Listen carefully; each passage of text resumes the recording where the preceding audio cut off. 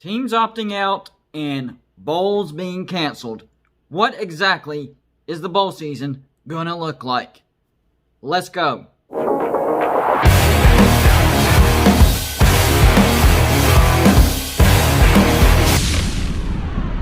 What's going on, everybody? It's me again, Golden Blue Dude, and if you haven't already, go ahead and hit the like and subscribe button. I do college football videos every single day, so whether you agree with me, want to talk trash with me, or talk trash to me, you're going to enjoy this channel. And I have merchandise. Let's go. First of all, I wanted to talk about the bowls that were canceled, and there's a lot of them. Bahamas, Celebration, Fenway, Hawaii, Holiday, Motor City, Pinstripe, Redbox, Sun, Music City, LA, and Las Vegas Bowl. The crazy thing is, a couple of those, this was their inaugural year. Nope, not going to happen. Wait till next year. On top of that, we have teams opting out of even playing bowls, whether they're invited or not. LSU has decided they're not going to participate. SMU says they got too many COVID cases. Washington right now has too many COVID cases, so for the sake of argument, I'm not putting them in. Boston College, Pitt, the latest university that has decided not to participate in a bowl is Virginia Tech. And believe it or not, they actually have the longest active bowl streak as far as making it to a bowl out of any team. Well, there's going to be a new record holder after this year. Time to get into the bowls. And if you're a long-time subscriber or a relatively new one, you already know that I do my bowl projections every single week. And they change because some teams lose and some teams win. So this is the latest projections based on bowl tie-ins and how the conference finishes look like right now. And of course, there's no minimal win requirement this year. So there's some crazy matchups. Here we go. By the way, I'm using the AP Top 25 poll, not the playoff ranking poll. It's just too much nonsense to take it serious. So I'm going by the AP Top 25 poll. And some great matchups have come together because of that. I'll start off with the lower bowls and work my way up to the bigger bowls. So the first bowl, the First Responders Bowl. I have Houston out of the AAC 3-4 against Duke out of the ACC, who's 2-9. The only reason Duke is making this bowl is because they're in the ACC, and Boston College, Pitt, and Virginia Tech have said, we're not going to play. Otherwise, no bowl for Duke. But they made it, and they're playing against Houston. I think it's going to be a terrible game. The Military Bowl. Florida State out of the ACC, 3-6, against Navy out of the AAC, who's 3-7. Another stinker of a bowl. Birmingham. This is a little bit better of a matchup. Louisiana Tech out of Conference USA. They're 5-4. Taking on Tulane, who's out of the AAC. Louisiana Tech, they're 5-4. Tulane, 6-5. They're both decent teams, not terrible teams. So that's a bowl that might be worth watching. Myrtle Beach Bowl. Georgia State out of the Sun Belt, 5-4 against Kent State out of the MAC. They're 3-1. Again, interesting matchup. I would probably watch it. The Cure Bowl. This looks like it could be a good one. Georgia Southern, 7-5 against Toledo, 4-2. Georgia Southern is out of the Sun Belt. They're a good team. And Toledo is out of the MAC. They're 4-2. And they're pretty decent as well. That could be a game worth watching. The Frisco Bowl. FAU out of Conference USA, 5-3. Taking on Western Michigan out of the MAC, who's 4-2. Another halfway decent bowl matchup. So really, if you're looking at it, if you're keeping track, so far only 2 matchups are complete stinkers. The rest have been halfway decent. The Arizona Bowl. Ball State out of the MAC. They're 5-1. Really good. Against Nevada out of the Mountain West, 6-2. That looks like a high-scoring game written all over it. I would actually watch that game. I hope that actually happens. The New Mexico Bowl. Memphis out of the AAC, 7-3 against Boise State out of the Mountain West, 5-1. Another great matchup. Definitely would be a bowl worth watching. The Lending Tree Bowl. Appalachian State out of the Sun Belt, 8-3 against number 22 Liberty, who's an independent. They are 9-1. That looks like a great matchup. I hope it happens. Sign me up for that. The great bowl matchups continue. The Camellia Bowl, number 17, Louisiana 9-1 out of the Sun Belt against number 14, BYU, who's independent 10-1. Their only loss was to Coastal Carolina, who has also beaten Louisiana, and they'll get to play again. But the Camellia Bowl matchup, that needs to happen. That has a great matchup written all over it. The famous Idaho Potato Bowl. Number 25, San Jose State out of the Mountain West. They are undefeated 6-0 against number 23, Buffalo, who's also undefeated 5-0 out of the MAC.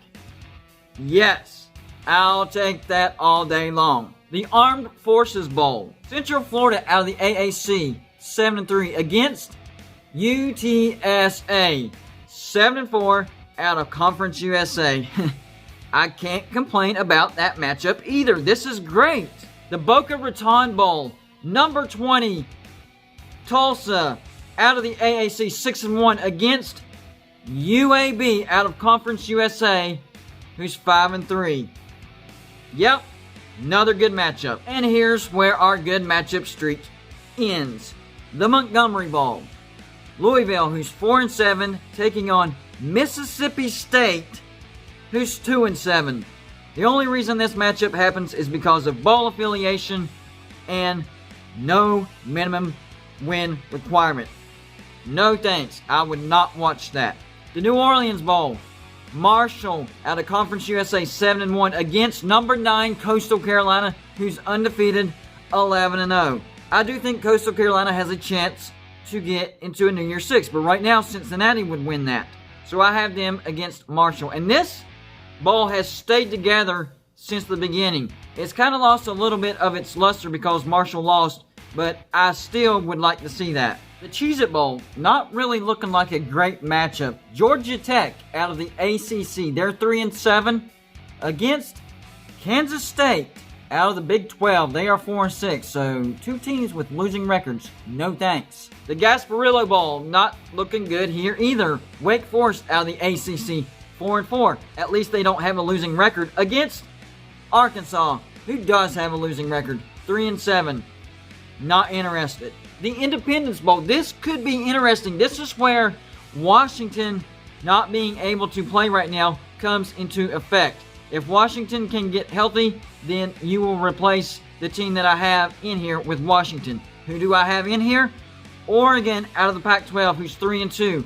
But if Washington gets healthy, just flip Oregon out, put Washington in.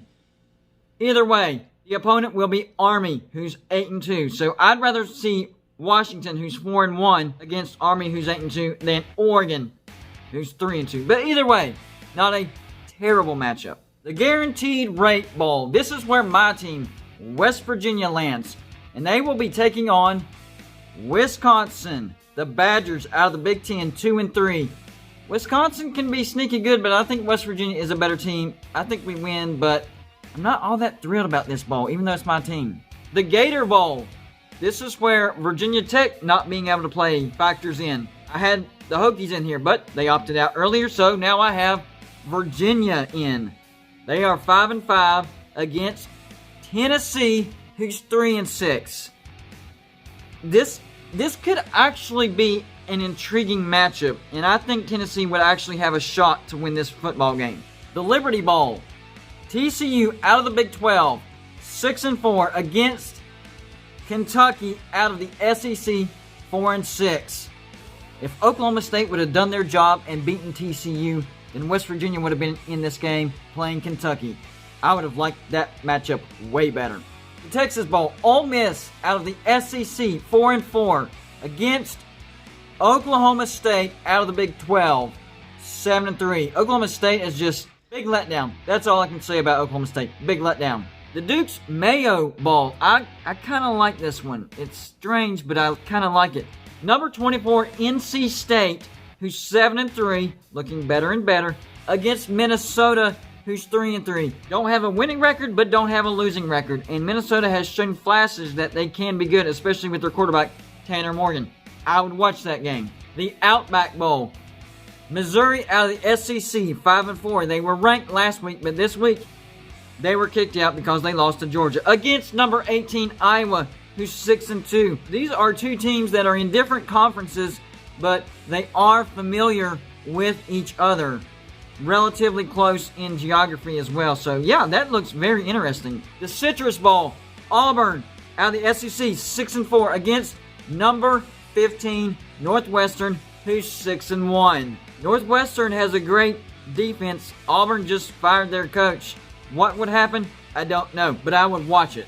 The Camping World Bowl, number 16, North Carolina, 7-3 against number 21, Texas, who's 6-3. Not only would this be a great game, but Mike Brown, the coach for North Carolina. So this is Mike Brown's older team versus his old team versus his current team. Good game nonetheless.